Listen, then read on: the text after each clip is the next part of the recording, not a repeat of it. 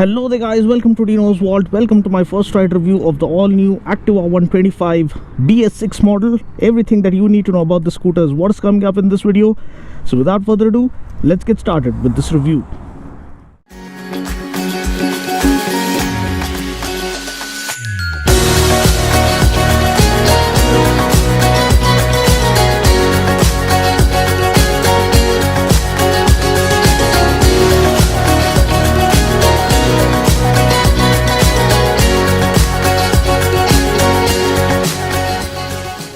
So this is the Activa 125 BS6 edition.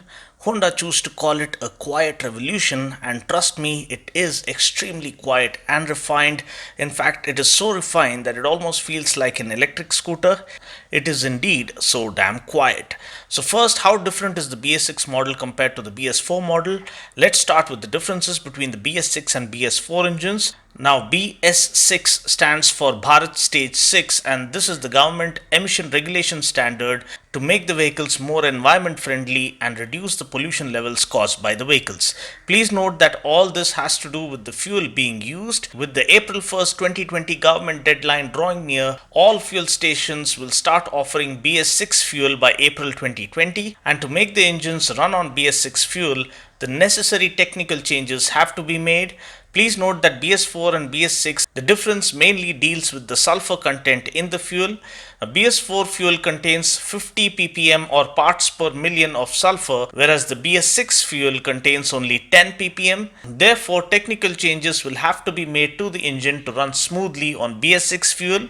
The first step towards achieving this, I guess, is getting fuel injection system on board. So I think we might be bidding farewell to carburetors soon. You can already see the trend setting in as manufacturers are only launching FI variants of the new models of late in the two-wheeler segment. Now, talking about the design, the new design is more elegant and premium now when compared to prior, with more pronounced LED DRLs up front. The turn indicators are new, and so is the LED headlamp with a sharper and more fluidic appearance now. The front visor is bigger now, the front fascia much more striking, and it sure does look nice and classy in this metallic red color scheme. Moving on to the profile, we now get black alloys in the disc variant. Now the model that I am reviewing today is the drum brake variant, but the disc brake model is the top spec variant, which comes fully loaded. We also now get chrome garnish on the side panels that further enhances the premium feel. At the back, we now get an external fuel lid, which adds on to the convenience. We also get a dedicated switch to release the boot and also to release the fuel lid. Turn the ignition off and press the seat button to release the seat lock, and press the fuel button to release the fuel lid. Another important inclusion is the part digital, part analog Speedo Console, which now displays the distance to empty, real time and average fuel economy, and other relevant information. The power and torque take a hit for the new model. The older one used to put out around 8.63 PS of max power and 10.54 Newton meters of max torque, but this new BS6 model puts out 8.3 PS of max power and 10.3 Newton meters of max torque. Now, listing out other differences, dimensions wise, the length of the BS6 model is up by 36 mm, width is up by 3 mm, and the overall height is up by 19 mm. The wheelbase, however, remains the same at 1260 mm. Ground clearance is up by 14 mm for the BS6 model and is now 169 mm. The tank capacity remains the same at 5.3 liters. Underseat storage is 18 liters. Sadly, we still don't get a 12-inch rear wheel. We continue to get the 12-inch front wheel and the 10-inch rear wheel. The major change now is that the BS6 model gets fuel injection, which injects precise amount of fuel and therefore optimizes combustion efficiency, thereby offering 13% better mileage, better performance and lower emissions. The new tumble flow technology achieved through integrated die casting process optimizes inlet port shape and uses reverse flow phenomenon without adding additional components, which further improves combustion efficiency. The offset cylinder, compact weight crankshaft and piston reduce the overall engine friction. We also have something called ESP, which stands for Enhanced Smart Power. Now this works in conjunction with the ACG starter to offer a jolt-free, smooth and instant starting mechanism, and I feel this along with the onboard fuel injection also serves for better cold startability.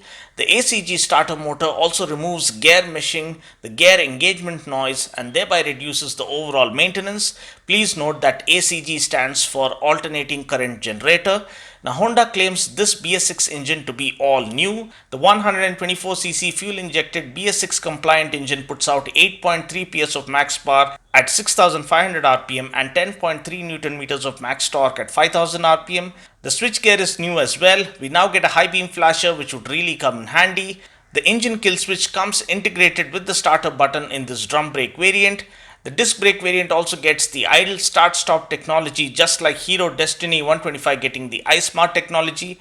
I'm hoping that the system works in a similar way, and you can watch my Destiny 125 video where I have clearly demonstrated how the idle start stop system works. I'm leaving a link to that video in the description portion below. Now how it works is when the scooter comes to a standstill at a signal, after 5 seconds, the engine turns off on its own, and when you want to get going, all you need to do is press the rear brake and accelerate just a wee bit to start the scooter and get going.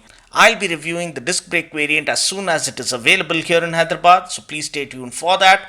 Another important safety feature included in this BS6 model is the Sidestand engine cutoff feature. So this feature cuts off the engine if you put the Sidestand on while the engine is running, and at the same time if you try to start the scooter with the Sidestand on, it will not start until you remove the Sidestand. So this is a very important safety feature in my opinion, which will end up saving many lives and prevent several accidents.